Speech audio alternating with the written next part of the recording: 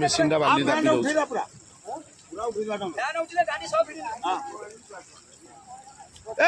तू एपटू आसुन उठेब टंका लाभ भिड़देले लाभ फाड़ छाड़ी गले फाड़ गले बुड़ी बुड़िका कालू बुड़ी बुड़िका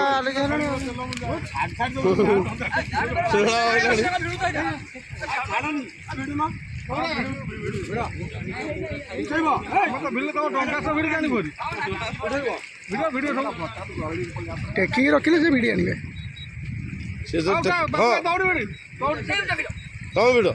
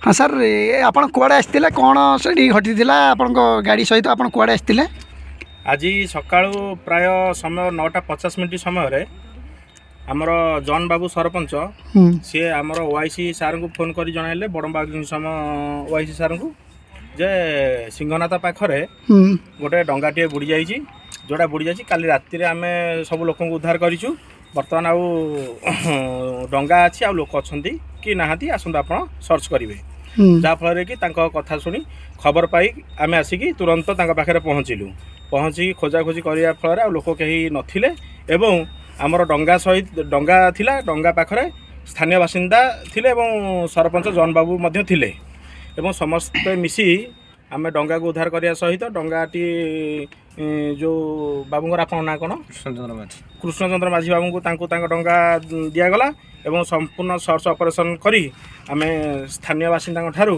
गोटे लेखा ग्रहण करी आम आमर बड़म्बा दमकल केन्द्र को फेरी जाऊँ। धन्यवाद। अबे आम बुझा आमर जी डंगार मालिक थिले कृष्णचंद्र माझी तांको साथी कौन घटी काली राति कौन होता आम बुझा हाँ ଏବେ ଆପଣ କୁହନ୍ତୁ କ'ଣ ଘଟିଥିଲା ଆପଣଙ୍କ ସାଥିରେ କାଲି ରାତିରେ କ'ଣ ସବୁ ସମସ୍ୟା ଘଟିଥିଲା ଯେଉଁ କାରଣ ଆପଣଙ୍କ ଡଙ୍ଗାଟି ବୁଡ଼ି ଯାଇଥିଲା ଆଜି ଫାୟାର ଡିପାର୍ଟମେଣ୍ଟରେ ସରପଞ୍ଚ ସମସ୍ତେ ଏଠି ଆସି ରୁଣ୍ଡ ହୋଇଛନ୍ତି କ'ଣ ଘଟିଥିଲା ସେଠି? ଖାଲି ମାଛ ଧରିବା ଆସିବା ସମୟରେ ଯେଉଁଟି ଆମର ପର୍ସନାଲ ରୋଡ଼ କରାଯାଉଛି ରୋଡ଼ର ଅକ୍ଲାନ୍ତ ପାଣି ଯୋଗୁଁ ବହୁ ବିଶ୍ରମ ସମସ୍ୟାରେ ପଡ଼ି ମୋ ଡଙ୍ଗାଟି ଆଜ୍ଞା ବୁଡ଼ିଗଲା। ମୋ ଡଙ୍ଗାଟେ ବୁଡ଼ିଯିବାରୁ ଡଙ୍ଗା ଏବଂ ଜାଲ 20,000 ଟଙ୍କାର ଜାଲ ଥିଲା, 1 ଲକ୍ଷ ଟଙ୍କାର ଡଙ୍ଗା ମେସିନ୍କି 1 ଲକ୍ଷ ଟଙ୍କାର ସବୁ ପାଣିରେ ବୁଡ଼ିଗଲା। ବୁଡ଼ିଯିବାରୁ ଆମର ମାଛ ଧରିଥିବାରୁ ଆମ କୈବର୍ତ୍ତ ଭାଇମାନେ ମୋତେ ଉଦ୍ଧାର କରିନେଲେ। ସକାଳୁ ସରପଞ୍ଚ ବାବୁଙ୍କ ପାଖରେ ପହଞ୍ଚିଲୁ ଏବଂ ଅଗ୍ନିଶମ ସବୁ। ଆପଣଙ୍କ ଡଙ୍ଗାରେ କେତେ ଜଣ ଲୋକ ଥିଲେ? ଆମେ 2 ଜଣ ଲୋକ ଥିଲୁ। ଆଚ୍ଛା, ଆପଣଙ୍କର 2 ଜଣ ଲୋକ ଥିଲେ। କ'ଣ ଆପଣଙ୍କର ସବୁ କ୍ଷୟକ୍ଷତି ଘଟିଛି? ଜାଲ 20,000 ଟଙ୍କା ଜାଲ ହଜିଯାଇଛି। ଜାଲ ପଳେଇ ଯାଇଛି। ଏବେ ଆମେ ଏକ ମେସିନ୍ ପାଣିରେ ନଷ୍ଟ ହୋଇଯାଇଛି, ଡଙ୍ଗା ନଷ୍ଟ ହୋଇଯାଇଛି। ତାହେଲେ ରାତିରେ ଆପଣ ଡଙ୍ଗା ଉଦ୍ଧାର କରିପାରିନଥିଲେ? ଉଦ୍ଧାର କରିପାରିନଥିଲୁ। ଆଚ୍ଛା, ରାତିରେ ଆପଣଙ୍କୁ କିଏ ସବୁ ଉଦ୍ଧାର କରିଥିଲେ? ଆମର ମାଛ ମାରୁଥିବା ଧୀବର ଭାଇମାନେ ଆମକୁ ଉଦ୍ଧାର କରିଛନ୍ତି।